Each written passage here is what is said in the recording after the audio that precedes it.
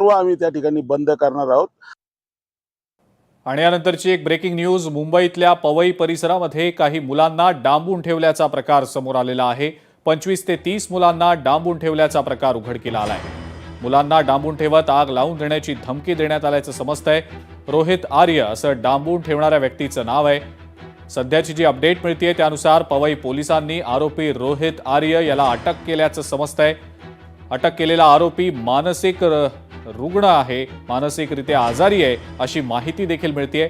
डांबून ठेवलेल्या मुलांची पोलिसांनी आता सुखरूप सुटका देखील केल्याची माहिती मिळतेय। मैं रोहित आर्या। सुसाइड करने की जगह मैंने एक प्लान बनाया और कुछ बच्चों को इधर हॉस्टेज रखा है। मेरे कुछ ज़्यादा डिमांड्स नहीं है, बहुत सिंपल डिमांड्स है, बहुत मॉरल डिमांड्स है, बहुत एथिकल डिमांड्स है।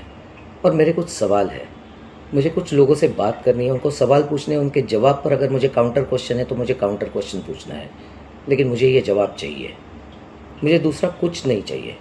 ना मैं टेररिस्ट हूँ, ना मेरी बहुत बड़ी पैसों की डिमांड है, कुछ भी पैसों की डिमांड तो है ही नहीं, इमोरल तो बिल्कुल भी नहीं है।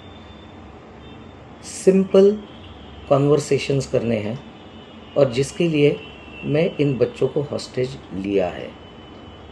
ये मैंने एक प्लान के तहत ही हॉस्टेज लिया है। लेट्स चेंज 4 मैं सच में करने वाला था, करने वाला हूँ। अगर जिंदा रहा तो मैं करूँगा, अगर मैं मर गया तो कोई और करेगा, लेकिन होगा ज़रूर। इन्हीं बच्चों के साथ होगा अगर इनको हार्म नहीं होता है तो, because the slightest wrong move from your end will trigger मी।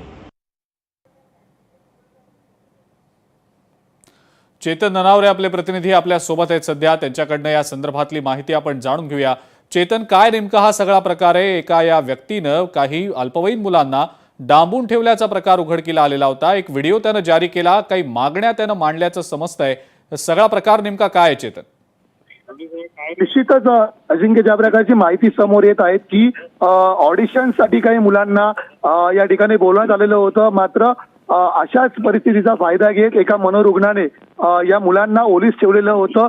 जवळपास 20 मुलं होती ज्यांना ओलीस ठेवण्यात आलेलं होतं आणि त्यानंतर या मनोरुग्णाने एक व्हिडिओही तयार केला ज्याच्यामध्ये या व्यक्तीचं नाव आहे ते रोहित आर्य असल्याचं समजून येते आणि 6 दिवसांपासून या ठिकाणी तो मुलांचं ऑडिशन घेत होता आणि मुलं जेवणासाठी नेहमी बाहेर पडायची, ती आज बाहेर का पडली नाही असा संशय पालकांना आला। आणि त्यानंतर एकंदरीत हा प्रकार समोर आला की या पवईतल्या ठिकाणी या मनोरुग्णाने तब्बल 20 मुलांना ओलीस ठेवल्याचं माहिती समोर आली।